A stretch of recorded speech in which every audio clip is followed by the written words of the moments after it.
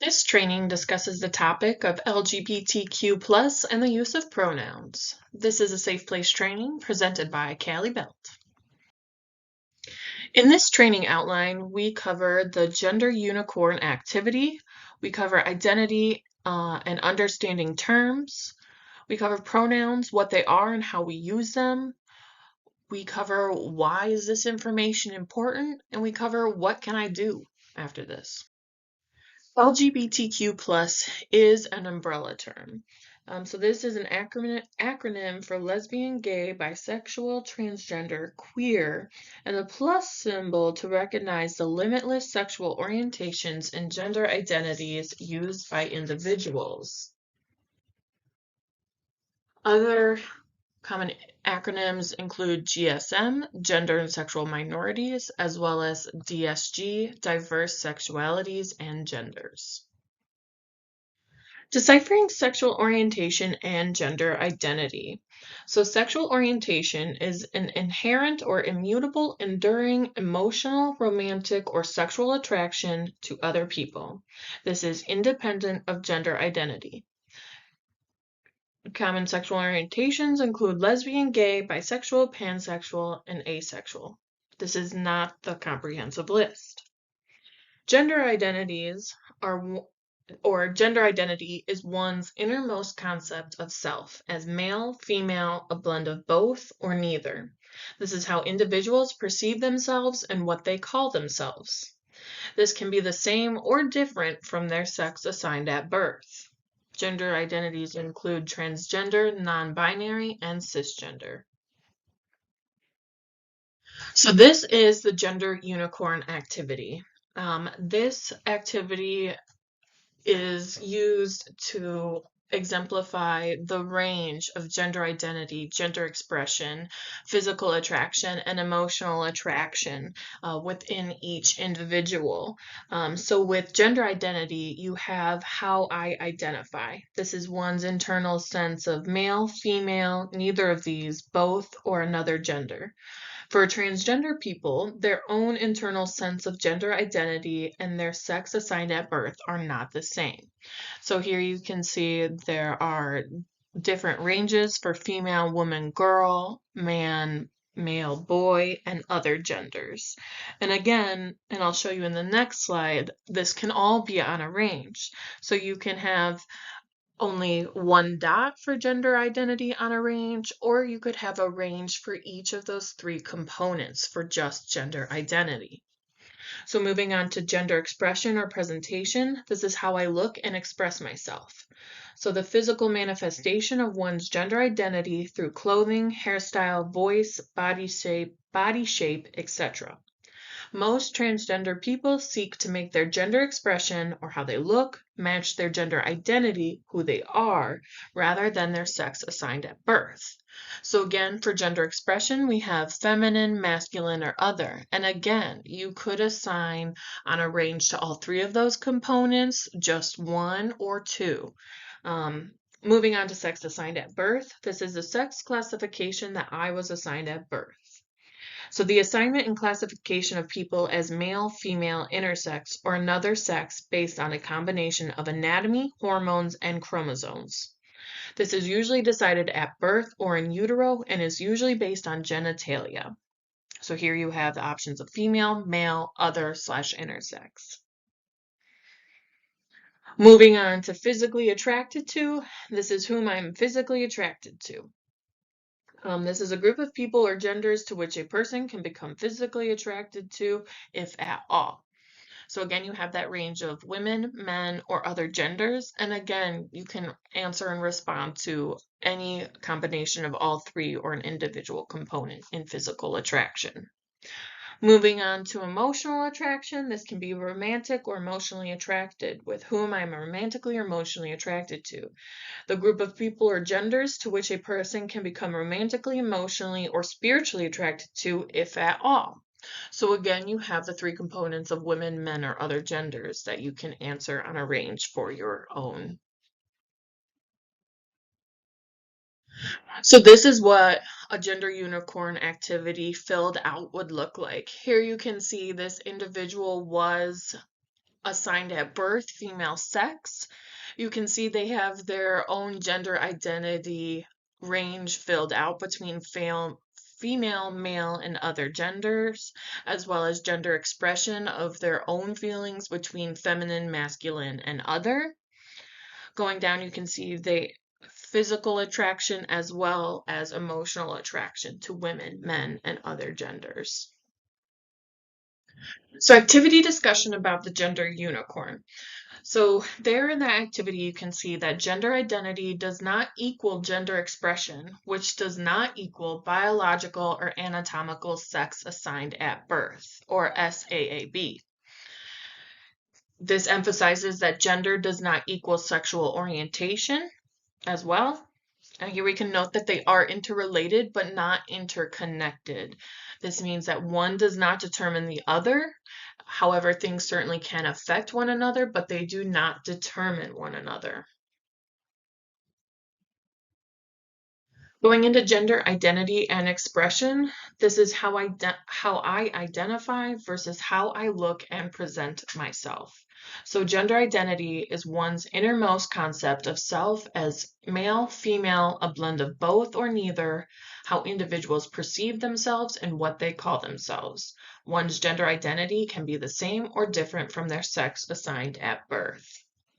Gender expression is the external appearance of one's gender identity, usually expressed through behavior, clothing, body characteristics, or voice, which may or may not conform to socially defined behaviors and characteristics typically associated with being either masculine or feminine.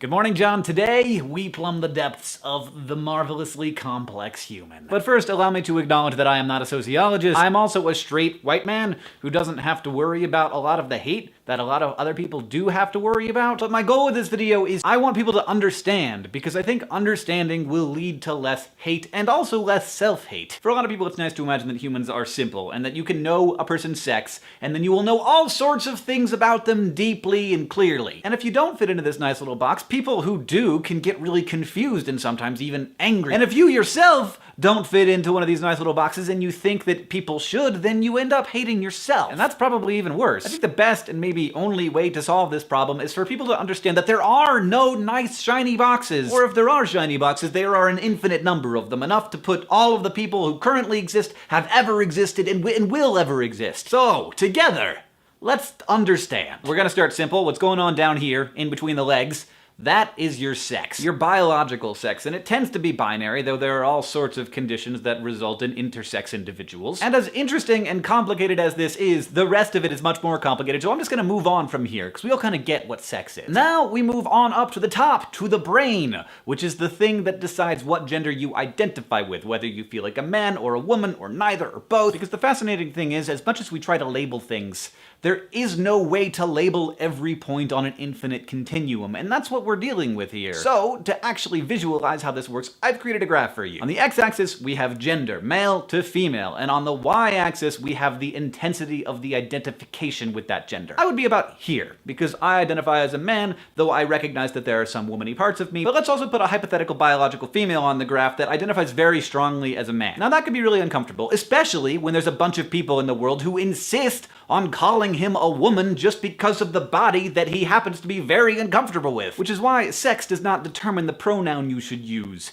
Gender does. Now, moving on to your heart. Your metaphorical heart, of course. This is who you're attracted to. Men, women, all genders. Again, it's a spectrum, and that spectrum includes intensity, because there are people who don't feel strong sexual attraction at all. That's why asexual is a sexual orientation. A newer idea that I was happy to be exposed to yesterday on Tumblr is the idea of romantic orientation. These are the people that you want to have strong, intimate relationships with, but it sort of separates out the idea that sex has to be the goal or end point or like end all and be all of every intimate relationship. Now that we've dealt with how we feel, let's deal with what happens when other people actually get involved. That's sexual behavior, which is actually very different from sexual orientation. Now that might seem a little bit strange at first, but it's not. Consider, for example, a heterosexual priest. That priest's orientation is heterosexual, but because of his religion, his behavior is celibate. Here we're not talking about the preference, we're talking about the behavior. Now built on top of all of this are gender roles, which are built by societies, not by individuals. The obvious ones are masculine gender roles and feminine gender roles, but as all dichotomies are false dichotomies, this one is a spectrum too. Now that we've sort of gone over all of this, it's important to note that every single one of these categories is independent from each other. So a biological female can be a man who only has sex with women despite the fact that he's attracted to both men and women,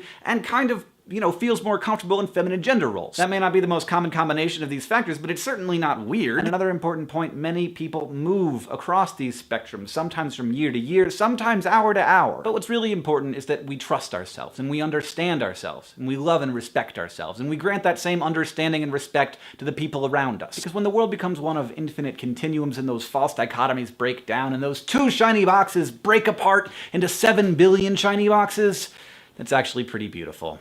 John, I'll see you on Tuesday.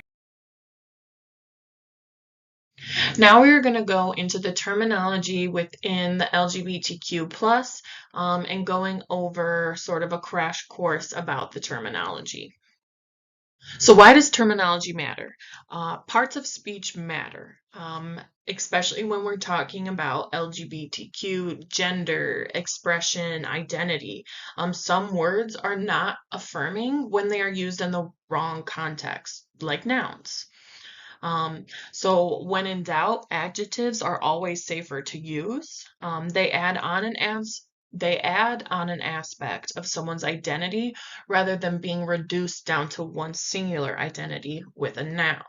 So for the example, Callie is a tall person as an adjective versus Callie is tall as a noun. It's very reductive.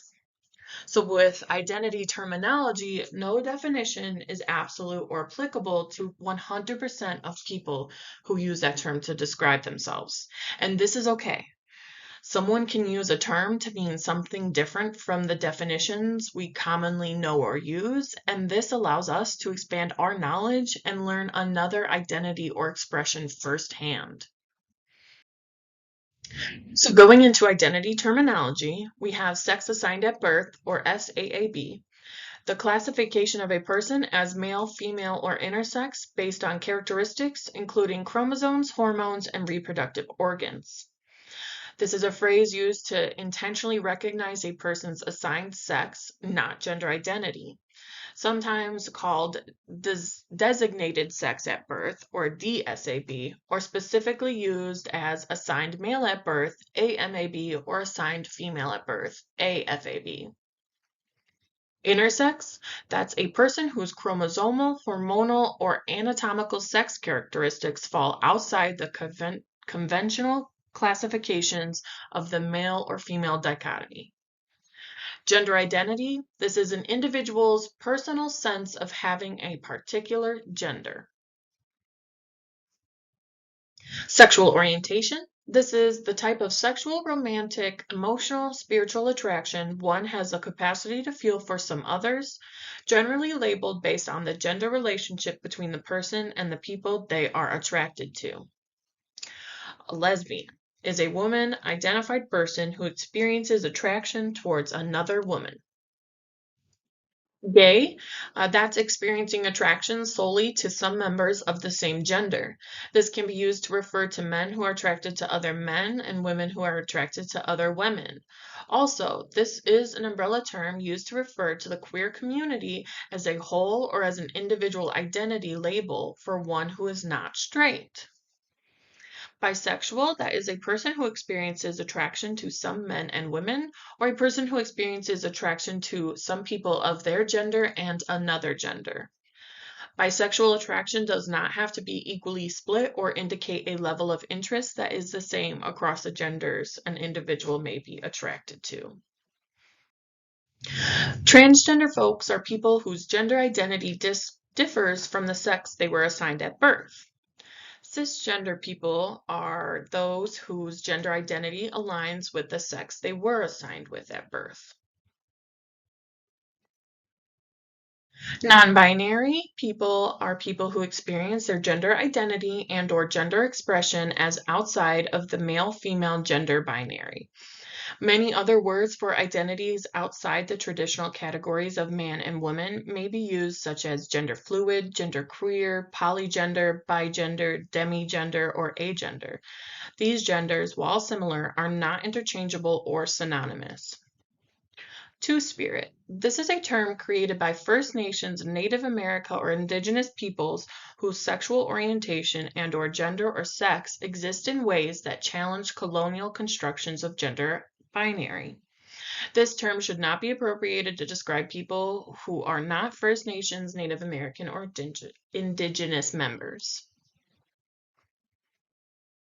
Terms continued.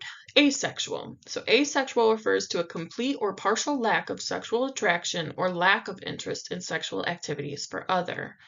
Common slang term or shorthand for asexual is ace. Asexuality exists on a spectrum, and asexual people may experience no, little, or conditional sexual attraction. Queer. This is a term often used to express a range of identities and orientations that are counter to that mainstream. Queer is often a catch-all to include many people, including those who do not identify as exclusively straight and/or folks who have non-binary or gender-expansive identities. This term was previously used as a slur, but many parts of the LGBTQ plus movement have reclaimed the use of the word. Ally is a term used to describe someone who is actively supportive of LGBTQ plus people, equal rights, gender equality, and LGBTQ plus social movements challenging homophobia, biphobia, and transphobia. Allyship encompasses straight and cisgender allies, as well as those within the LGBTQ plus community who support each other. An example, a lesbian ally to the bisexual community. Here is a more comprehensive identity terminology list. I will not be going through the definitions of each, but it is warranted to note, so I will go and list through the terminology. We have agender, ally, androgyny, androsexual, androphilic, aromantic, asexual, bicurious, bigender, binder or binding, biological sex, biphobia, bisexual, cisgender, cisnormativity, cissexism, closeted, coming out, constellation, demi-romantic, demisexual, drag queen or drag queen, emotional attraction, feminine presenting, masculine presenting, fluidity, FTM, F2M, FTM, M2F, gay, gender binary.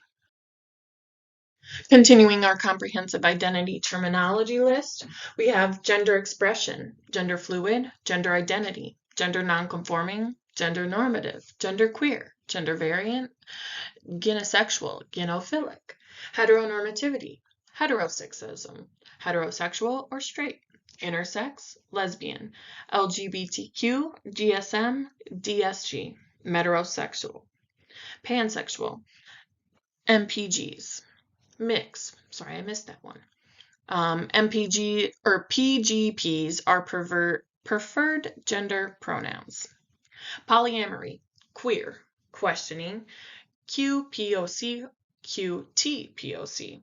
Romantic attraction, sex assigned at birth, sexual attraction, sexual orientation, sexual preference, sceliosexual, spiritual attraction, straight, third gender, trans or transgender, transitioning, trans men, trans woman, transphobia, transsexual, two-spirit.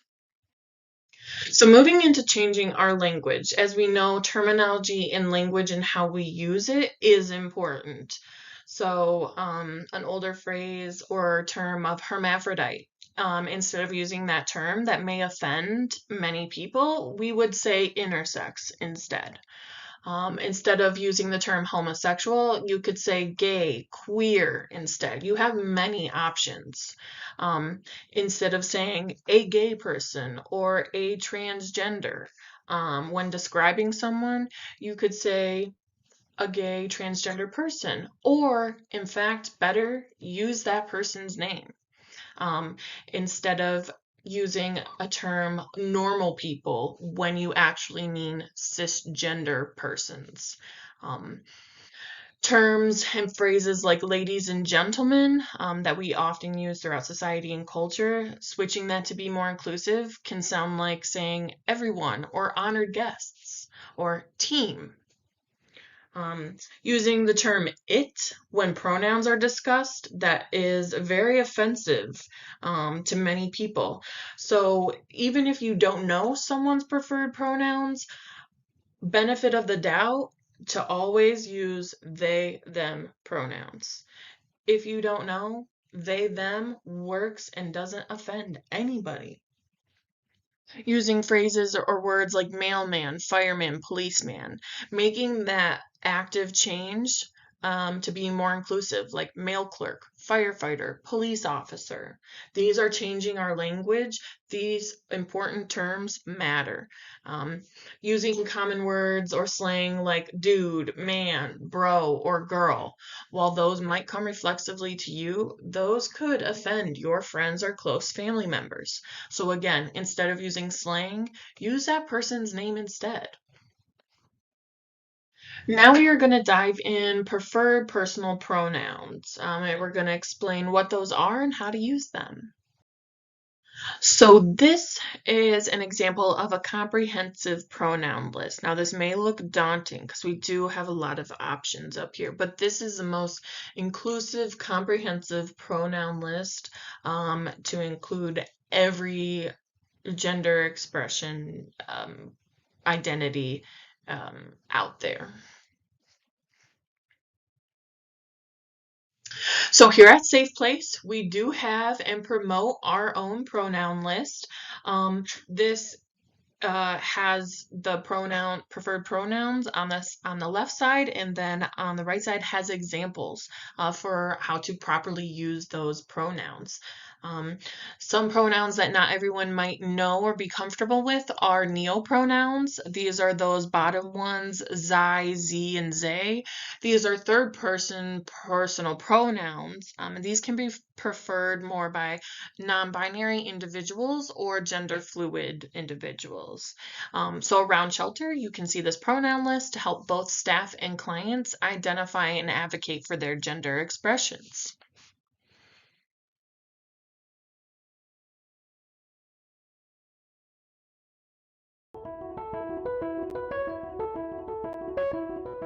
We asked some people in our community a simple question. What will you teach the world?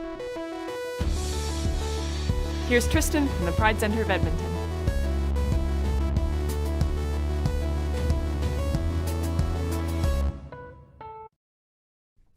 I'd like to teach people about gender identity and how to use pronouns correctly.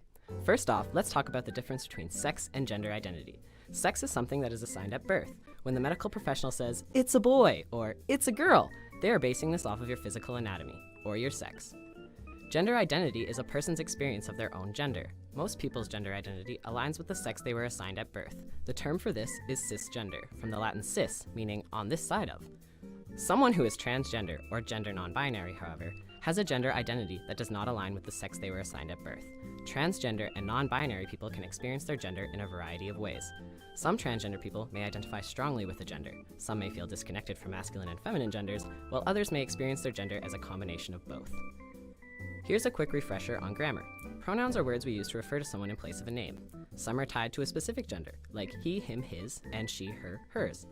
Others, like they, them, theirs, are gender neutral. Some transgender people will use gendered pronouns as they affirm their gender identity. However, some transgender and gender non-binary folks will use gender-neutral pronouns. It's important to consider that the pronouns that feel comfortable for one person might not be for another. Okay, so why is this important? You probably have an expectation about what pronouns people refer to you by, and so do most transgender or gender non-binary people. Using someone's pronouns correctly is important because pronouns correspond with a person's gender. When pronouns are used incorrectly, we may risk misgendering them. Misgendering is when someone uses the wrong name or pronoun to describe someone else. This can cause distress for the person who is misgendered because they may feel that their gender identity is not validated and respected. Misgendering can also create a risk to someone's safety by outing that person to others. Unfortunately, some people purposely misgender others to insult them. Using the correct name and pronoun is about showing basic respect. If you're not sure, you can just ask. A great way to ask someone's pronoun when you first meet them is to say your name, state your pronouns, then ask the person you are meeting with what their name and pronouns are. Hi, my name is Tristan. I use he, him, his pronouns. What is your name and pronouns? Hi, my name is Jordan, and I use they, them, theirs pronouns. Thank you for asking. Once you know someone's pronouns, you will know how to refer to them when speaking to others. Hey everyone, this is Jordan. They're a new friend of mine. We all make mistakes though. If you slip up, apologize, and try to avoid being defensive. Hey everyone, this is Jordan. He's a new friend of mine. They're a new friend of mine. Sorry, Jordan. No worries, thanks. Getting someone's gender right is on you, not the transgender or non-binary person. Try not to make assumptions about someone's gender identity. You don't know someone's pronouns until they tell you. Pronouns are something important that most people don't think about. However, pronouns are extra important to many transgender and non-binary folks as it affirms their gender identity. Using someone's correct pronouns is important and validating. It's easy to get it right if you avoid making assumptions. In the end, this all comes down to treating each other with a little care and respect.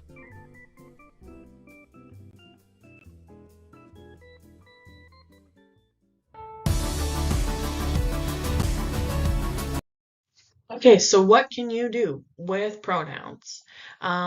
So starting off initial interactions and conversations.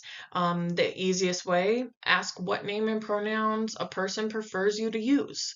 An example I use all the time, hi, I'm Callie and my pronouns are she, they. What's your name and your preferred pronouns? You want to make sure to refer to that person by their preferred name and pronouns, no matter what their appearance or your assumption of their appearance or identity suggests to you. You want to refrain from making assumptions about a person's sexual or gender identity and behaviors. Also, you can share what you learn about the LGBTQ plus culture and pronoun use with your own social network. It is important and vital to keep planting that seed for others to inspire and continue to promote inclusivity for everybody. Main part, showing up and being accountable. Also, don't get defensive. It is amazing to learn from your mistakes. And it is okay to say, I'm sorry, let me correct myself and try again. Oops, and let me restart. So how does this impact our work at Safe Place? And what are things we can do to create a more inclusive environment? Let's discuss. So you've noticed a fellow staff member making comments that are subtly homophobic or transphobic, like using outdated terms or inappropriate jokes, which are making you and others uncomfortable. You're unsure if this person realizes what they are saying is problematic or not. What might you do? Another pronoun scenario, you're interacting with someone new and they introduce themselves as Alex and they look very androgynous, meaning you're unsure to assume or use potentially preferred pronouns. You're not really sure what pronouns to use. So what should you do? Another scenario, you're giving a tour to someone who you are considering hiring, and they ask if the shelter is LGBTQ plus friendly. How might you respond in this situation? A client you work with or a child of a client you work with shares with you that they are gay and are nervous to tell others, and that they are worried about how this will affect their future relationships. How do you support this person? A staff member shares at a staff meeting that they are trans and would like everyone to use a new name and pronouns they, them, theirs.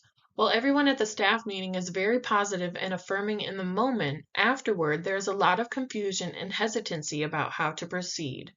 People aren't sure about what to do when they mess up pronouns and names. How might you proceed?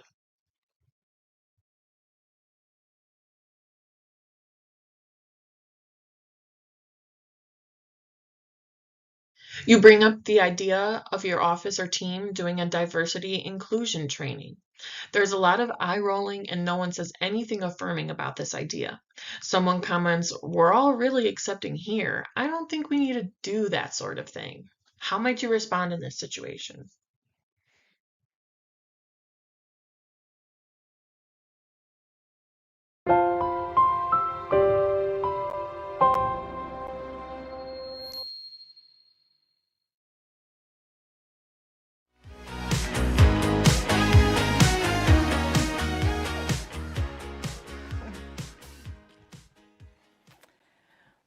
My arrival to the world was a bit of a family folklore. It was announced with the most common statement made after the birth of a baby: "It's a girl," or "It's a boy." Although in my case, my mother may have commented more on the weight of her firstborn, I was a big baby. A moment for my mother.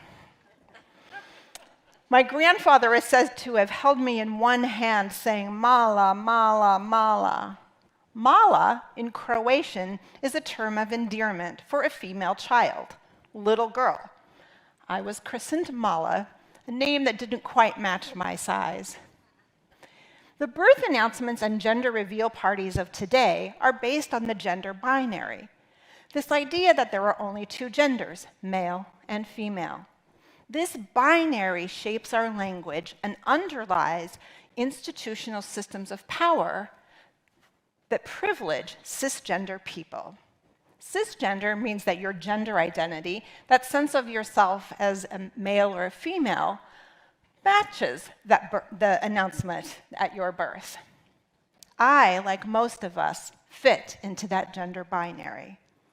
But not everyone does. Gender diverse people face social rejection, harassment, and discrimination. I'm a cisgender woman, and I use she/her pronouns. That may seem like an odd thing to say out loud, trivial or awkward, but it can be incredibly powerful for people who are gender diverse. I'm also a professor of psychology, and I work to create gender-inclusive spaces in my classroom. As an ally, it is also my responsibility to educate myself so that that burden doesn't fall onto gender-diverse people. So I'm going to be sharing a little bit about some basic words around gender and why pronouns are so important. So I have had the opportunity to speak with many transgender and non-binary people, and those conversations have shaped and reinforced what I love most about teaching: listening, really listening. And there's three most common things that they have talked about, and they would like us all to know. Ask for pronouns, create visibility, and don't over-apologize when we make a mistake. New words are constantly coming into our language every day. Like, how many of us used the term social distancing prior to March 2020? The same thing is happening for language around gender. So think of gender identity as an umbrella term. Cisgender are people that fit within that binary. Transgender people have identities that don't match that sex that was announced at their birth. So for example, someone who was born a male may identify as a female. And for non-binary people, gender is fluid rather than a fixed identity. So some people may feel both a man and a woman, somewhere in between, or completely outside of that binary. What we know about gender depends on the kinds of questions that we ask. And if we only allow people to check a box that says male or female, that's what we know. And we only understand gender within the binary. One study asked people to fill in terms that best reflected them.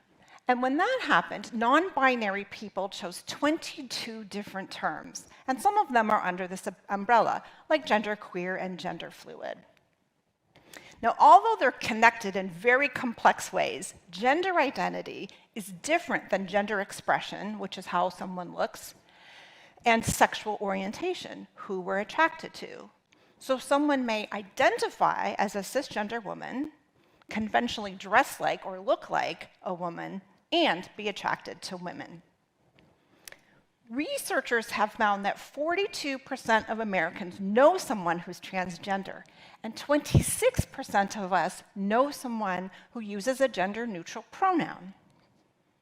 But our comfort level with these is only about half. Half of Americans feel like they feel comfortable asking someone or using a gender-neutral pronoun.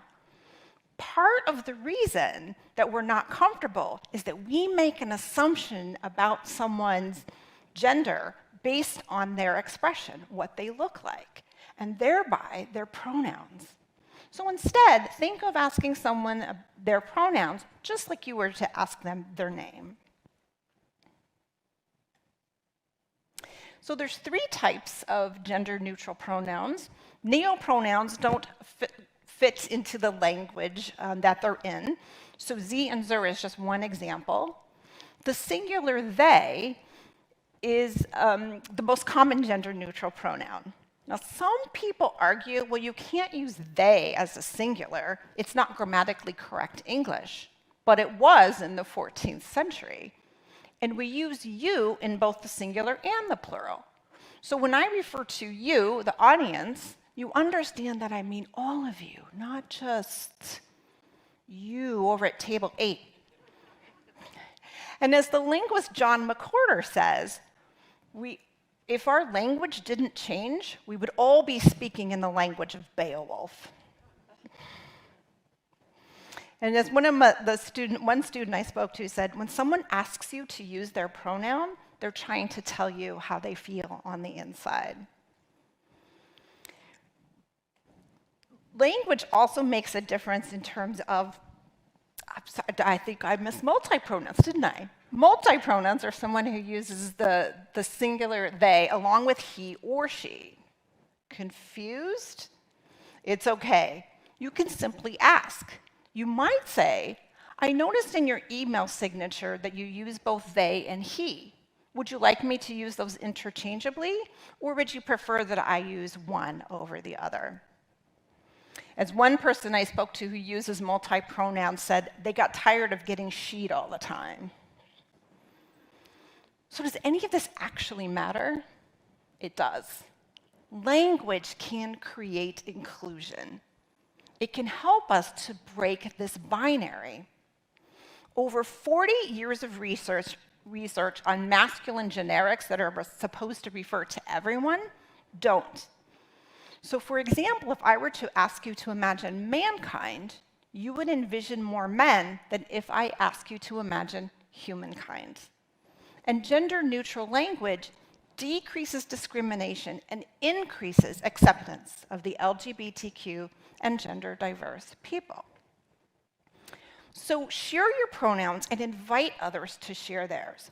But make sure that you don't ask, or you make sure that it's optional for people, because some people are not ready or not comfortable to share those publicly.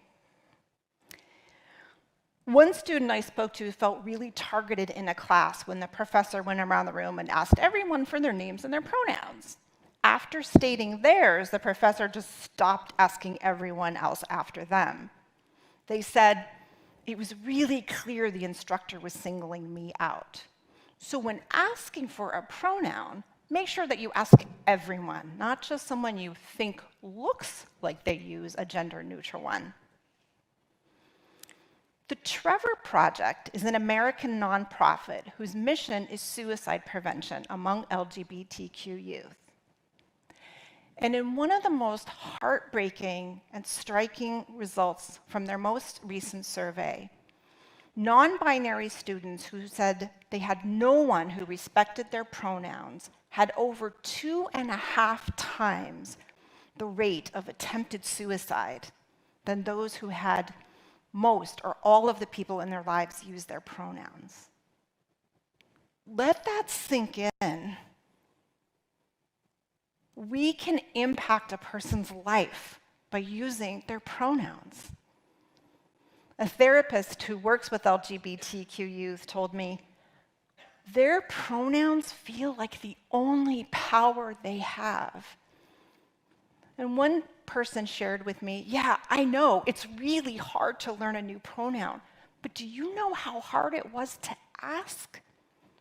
And it's not like we don't know how to do this. When someone gets married, and if they change their last name, we learn that pretty quickly because it's a custom and expected. So we can do that. Sharing your pronouns creates visibility. So share them in places that you can: email signatures, social media sites, video conferencing platforms, or badges at work. One person that I spoke to decided to leave an organization because they felt like they were the token trans person. And in the exit interview, the supervisor said, "Why are you leaving us?" And they replied that despite the best effort of the organization to be inclusive and to create visibility, they were the only out trans person, and it was taking an emotional toll. The supervisor said, "Oh, I'm so sorry to hear that. This could have been such a good learning opportunity for us." Their response, "That's why I'm leaving." They may have stayed had they felt more included.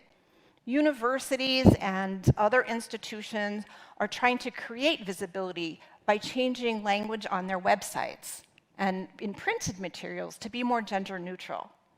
And in one study in a workplace, LGBTQ and gender diverse employees rated their workplace as more fair and positive when gender pronouns were made visible. Visibility was really important for junior and high school students that I spoke to. One student was so happy when the school hung their pride flag in the hallway. The visibility of cultural icons, celebrity icons, announcing their gender identity, like Elliot Page, Sam Smith, Demi Lovato, these were really important for the students. And students want to read work by and about gender diverse authors and scholars. And for BIPOC students, Black, Indigenous, people of color, this is even more vital because their stories are more or less visible than whites. This is an image, a compilation of images sent to me by an elementary grade school teacher who embodies inclusivity in their classroom. He uses gender-neutral language. He is very conscious about books and class displays. They visibly show up in different gender expressions to show that gender doesn't need to look any particular way. When students see themselves in course curriculum, and they see themselves represented in their space, their physical space, guess what? They do better academically. And isn't that what we all want? Visibility is powerful. And lastly, don't over-apologize if you make an error, if you mistake someone's gender, or if you say the wrong pronoun. We all make mistakes, and I can't tell you how many times I make them, and will continue to make them. But when we do, say you're sorry, correct yourself, and move on. One person said that over-apologizing puts a spotlight on the trans person, and we're made to feel like we have to accept an apology for something we didn't do. So let's not add to the emotional toll by making our mistakes someone else's. One student told me, "I can tell my professor just thinks I'm a girl who uses they, them pronouns. They don't actually see me as a non-binary person. They're just changing their language." For me, this is a call to be seen, deeply seen. I was born into a binary that gave me a language of male and female, and that's how I saw people. Learning a new language allows me to see people in all their complexity and humanness. I'm a better educator, a person, because of it. I have been teaching for nearly 30 years, and here's what I know. It is psychologically exhausting to show up in a space and to not know if you will belong or be seen, that you, for everything that you are. Imagine taking all of that energy and putting it in toward what you're studying and learning and thinking. That's the kind of classroom I want. And when that happens, it is unmistakable. So I'm going to leave you with one last term, gender euphoria. the joy and the happiness that transgender and non-binary people feel when they feel seen. And look at these things we can do in our homes, schools, in our workplaces and community. To paraphrase the poet and scholar Dr. Maya Angelou, do your best until you know better. And when you know better, do better. I hope we do.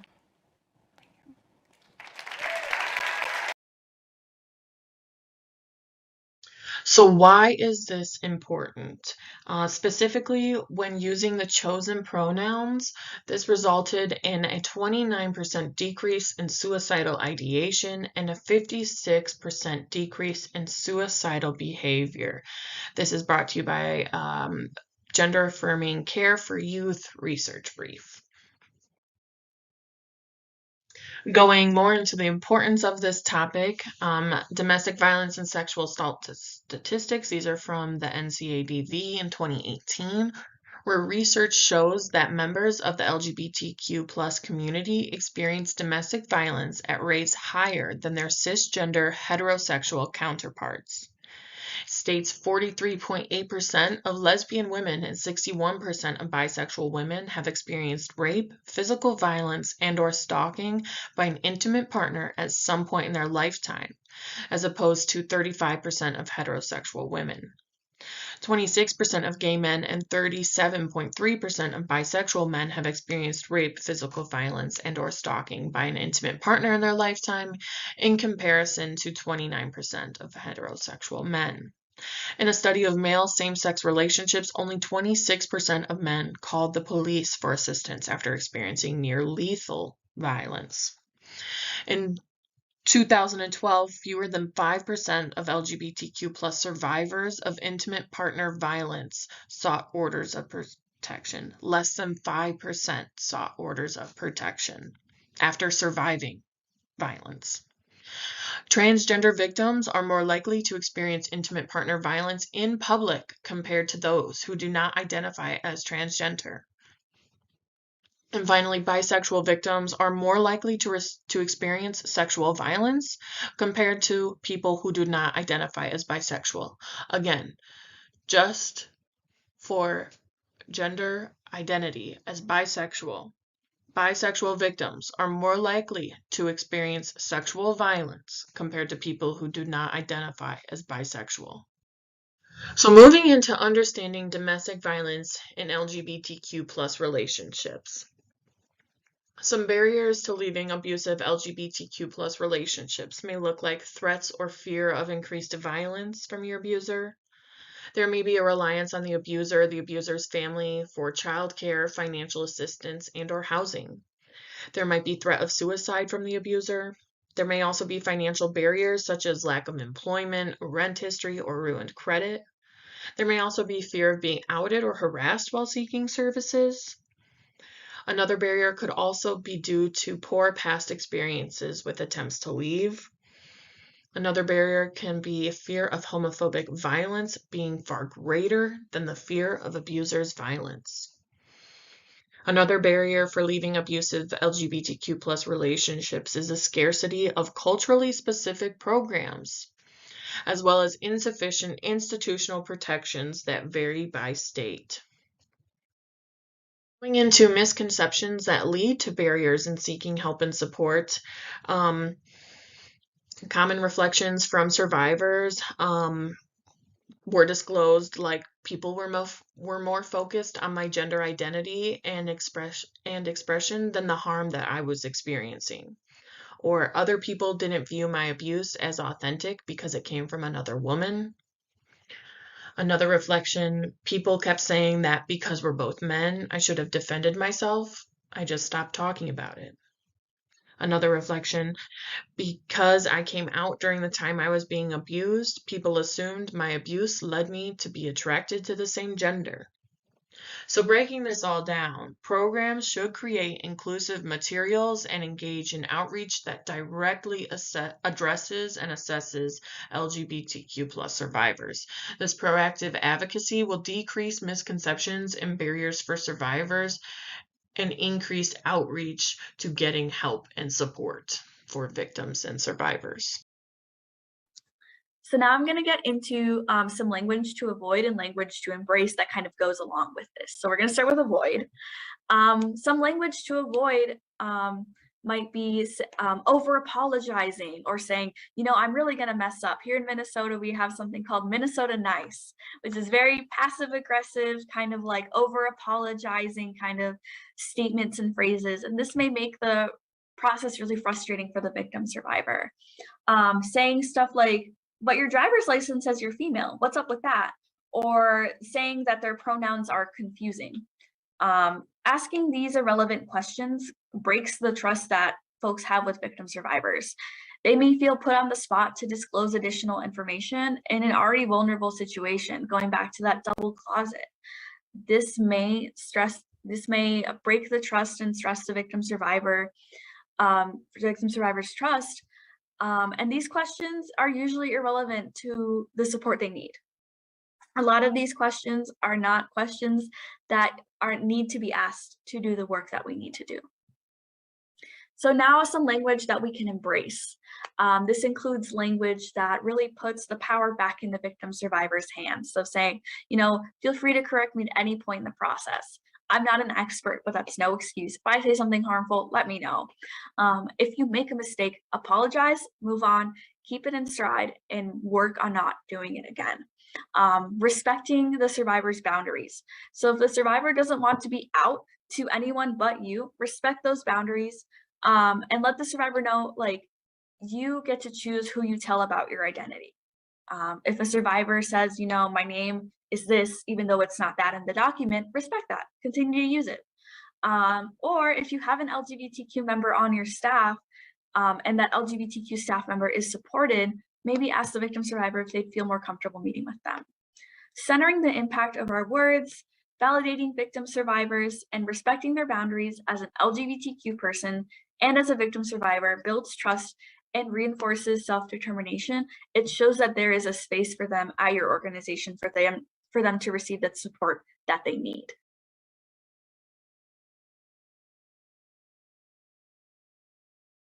So supporting holistic safety while in domestic violence and LGBTQ plus relationships. So holistic safety includes physical, social, emotional, intellectual, digital, financial, and spiritual safety. Supporting survivors, it's important because abuse creates more than just physical scars. Emotional, intellectual, digital, financial, spiritual. These are all scars, traumas, impacts that we can't see to address. So holistic safety addresses the impacts of domestic violence in all areas of abuse, not just ones that can be seen. For supporting helpers, holding difficult stories requires emotional strength. This is not easily addressed by physical safety alone. You have to have that emotional safety, that intellectual safety of self-care. Community, what can we do? We can advocate. Let's talk about contacting our elected officials in support of legislation that uplifts victims, survivors of all sexual orientations. We can educate our children about consent and healthy relationships. We can speak out against when we hear homophobic, transphobic, misogynistic, or victim-blaming jokes or comments. We can also supply businesses in our neighborhoods with safety resources. We can show up for our neighbors and friends to be inclusive for all. And we can model relationship equality for our children and young people, planting those seeds to create long-term, long-lasting change.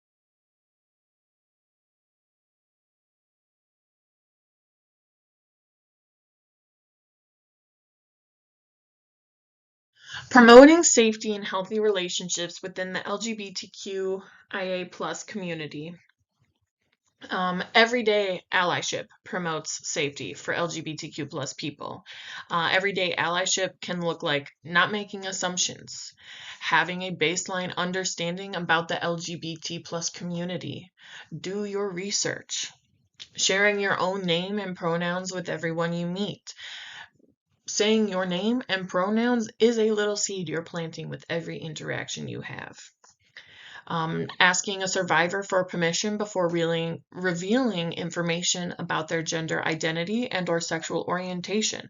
This can include their name and pronouns.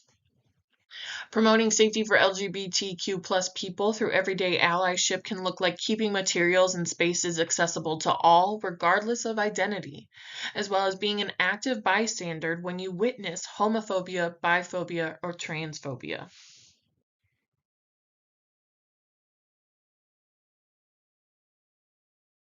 Agency inclusivity for LGBTQ plus people. On an organizational level, here at Safe Place, we have inclusive intake forms, continual LGBTQ plus training opportunities, having visible, explicit, welcoming indicators regardless of identities in physical space and online space, using non-discrimination policies, including clauses related to gender identity, gender expression, and sexuality, and cultivating a welcoming environment for LGBTQ plus staff.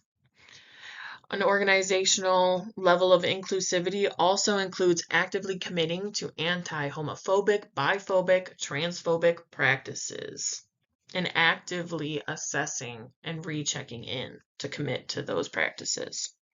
On an individual level for agency inclusivity, this can look like modeling respectful behavior and holding others accountable when they don't, especially when the survivor is not present.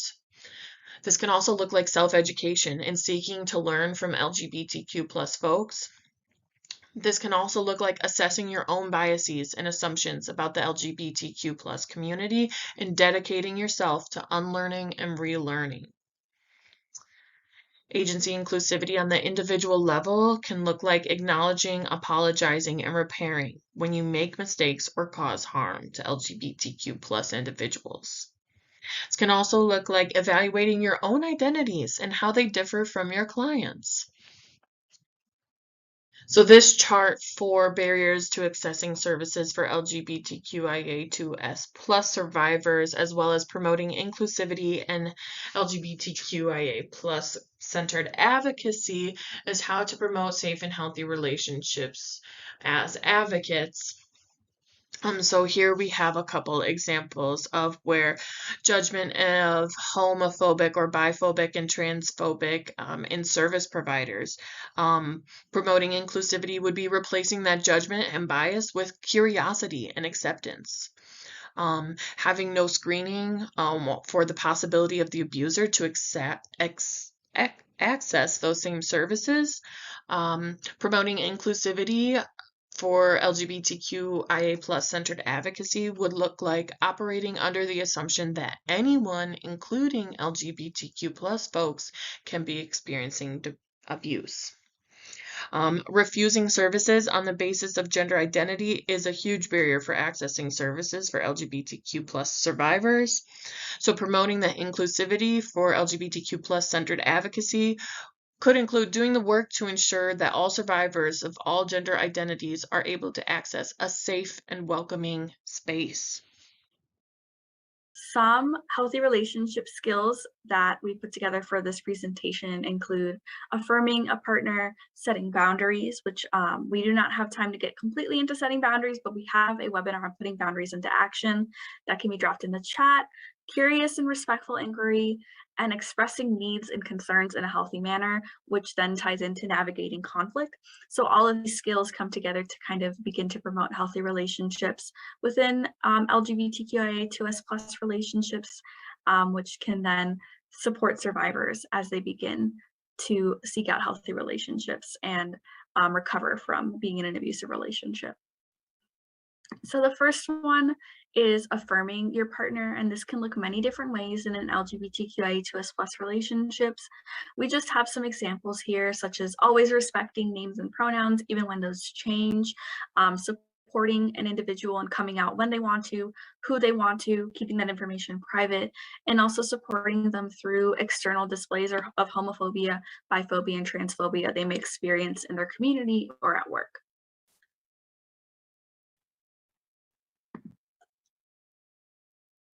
The second component of that is to create boundaries. So these are boundaries that are just existing in interpersonal relationships, but we have boundaries with people like across all aspects of our life, our family, our intimate relationships, our community. And we want to give survivors the tools to put boundaries into action. So here are just some examples of that, such as saying, you know, I need time to think about this, or I can stay for a specific amount of time, or I'm going to stop communicating with you in this manner if you keep bringing up this topic. Setting those boundaries can help survivors regain agency from a previously abusive relationship and promote a healthy relationship. So if folks have any ideas of other boundaries or other phrases they might hear when exerting boundaries, feel free to put those in the chat. These are just some examples of boundaries that might be heard in interpersonal relationships.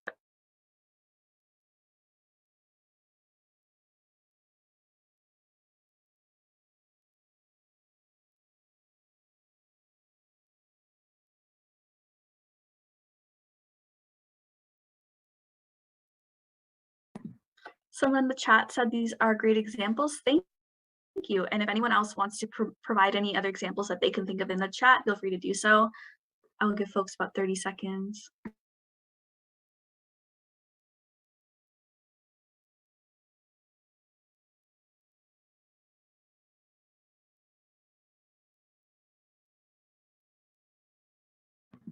Someone in the chat said, yes, I need to use these more. Even folks who are providers who work directly with survivors can exert boundaries in their personal lives as well. And it's important that we do that to continue to have the energy to do the work that we do. One person said, I can't talk with you right now, but let's schedule a meeting for tomorrow. That's awesome. Another one is, if you continue to disrespect my pronouns, I will have to stop interacting with you. That's a great example of a boundary that an individual might place in an intimate relationship or a relationship they might have with their family or in their workplace. That's a great one. Thank you. So some survivors that folks may work with may ask about how they can actually start to implement boundaries. One thing that we suggest is to use boundaries that are driven by their values. So here are some examples of that. So if someone really values emotional safety, a boundary they might set might be, I'd like a space to openly express my emotions where I'm not judged or dismissed. If someone values privacy, a boundary they might set at work or in public would be, I don't want to be asked my experiences with same gender relationships at work or in public. If someone values anti-racism, they might set up a boundary such as, just because me and my partner are both LGBTQ plus does not mean that we can't still perpetuate racism. I've made it clear that my partner and I want to hold each other accountable when it comes to being anti-racist. So setting boundaries as a couple can also help individuals feel more empowered to make those boundaries and discuss them more openly. One person in the chat said, I started sharing with folks when they hurt me and sharing my feelings openly. That's a great boundary to set. Is, you know, this is really upsetting to me. This is why, if you continue to do it, I'm gonna have to stop talking to you. So giving survivors the tools they need to figure out what boundaries they want to set with who and what values those boundaries hold for them. With that being said, there's also the opportunity for them to have respectful inquiry with their partner. So for folks who this might be their first same gender relationship, they might say like, this is my first same gender relationship, but I feel like this behavior is still harmful, even if we're both the same gender. One person might say, you know, I know you use multiple sets of pronouns, how should I use them? And that might give them the opportunity to set a boundary. They might say, can we talk about this term you used when you introduced me to your friends? And that might be the opportunity for them to have a discussion about their identities. Another one is saying, I want to know who and where you are out to respect those boundaries that we put in place previously and who I talk to about our relationship. Another one might be, I want to be a safe person that you can talk to about your sexuality and gender identity and expression. How can I support you now and in the future? So these are just some examples of ways that folks can have curious, respectful inquiry in an LGBTQIA2S+ relationship to provide them with that agency to continue into a healthy relationship. With that being said, one other component we wanted to talk about is navigating conflict, especially because of misconceptions we have about conflict. So one myth that might come up is conflict is a sign that your relationship is in trouble and you should avoid it at all costs. The fact is that conflict is a natural and inevitable part of any relationship, and healthy conflict brings people closer. One thing that we really wanted to highlight is that conflict in LGBTQIA2S plus relationships is just drama, or it doesn't happen, or it's always based in jealousy. These are misconceptions that people might have about conflict in these relationships. The fact is that conflict should not be ignored or belittled, but worked through in a healthy manner. Conflict, sometimes people think that means that the relationship is broken or doomed, or that it's a threat to one's safety, but there are healthy ways to navigate conflict. And there are healthy conflicts and unhealthy conflicts as well. So some example of healthy conflict is that it's sensitive to the harm caused and its impacts. It's working towards a shared understanding, and the individuals are willing to accept or be influenced by the other ideas. It's more of a conversation, and it's really trying to understand where the other person is at in the conflict. Unhealthy conflict can look more like damage than repair. So living in the conflict rather than moving forward. It might include the desire to win or be right. And it might include being closed off to the other person's viewpoints. So in that case, one person might be trying to exert control by continuing a conflict or promoting a conflict and trying to win a conflict. So one way to healthily address and respond to conflict in LGBTQIA2+ relationships can sound like some of these speech bubbles. So focusing on how an individual feels and not making accusatory statements. Bringing up conflict in a timely manner instead of letting it harbor resentment. You know, those misconceptions that conflict is just drama or just based in jealousy, making sure to bring it up and be open about it. Describing the situation at hand instead of accusing or belittling a partner. So something someone might say is, I want to understand why you think two men or two women can't hurt each other. Or saying, I know this is new to the both of us, but that behavior already crosses a boundary I already told you about. Or saying, you know, what you said really hurt me, and you calling it just drama makes it hurt even more. So being able to challenge those misconceptions, use I statements, and really making sure the conflict is collaborative, reparative, and open, rather than trying to make it something that one person can win over the other person. Yeah, and one thing I just wanted to add before we kind of move into resources, I know we touched on it just a little bit, but with affirmations, like affirming your partner in your relationship, and some of you were talking about like how can we work through healing in a new relationship, and sometimes this can be, you know, a newer concept because you weren't affirmed in your past relationship or that hasn't been modeled for you. And so being able to say things like, I trust you to come out to your family, friends, workplace when you're ready is way more affirming than saying, if you're serious about me, you'll come out to your family, or, you know, things that are based in threats and not allowing them to go at their own pace. And just allowing for, again, that development, saying, I will always respect your name and pronouns, even if those change. So those things can all feel really affirming, especially when survivors have experiences where their partner was the opposite. So these are some things, some green flags that people can look for if they're said within their new relationships moving forward too.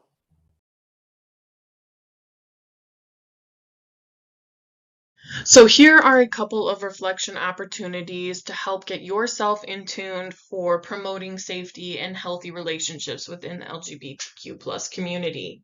These reflection questions include, how can the people I work with support LGBTQ+ survivors in the double closet, or coming out as an LGBTQ+ and as a survivor?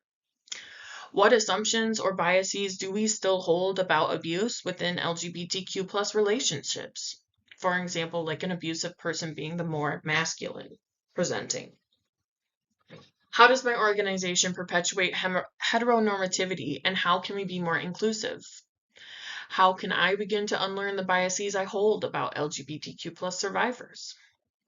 Many people don't believe that abuse happens in LGBTQ+ relationships, or that if it does, it's less violent, less intense, less serious as abuse within heterosexual relationships. Why is this?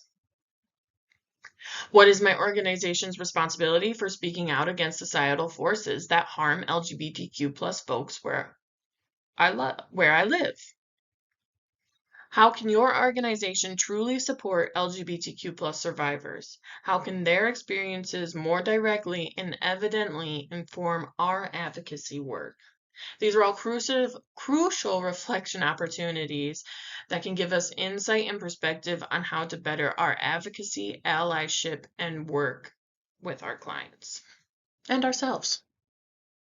Thank you so much for joining this training on LGBTQ plus and preferred pronouns. If you have any questions or would like any resources or referrals on more information about any of the topics discussed in this training, please reach out to me at any time. Again, thank you.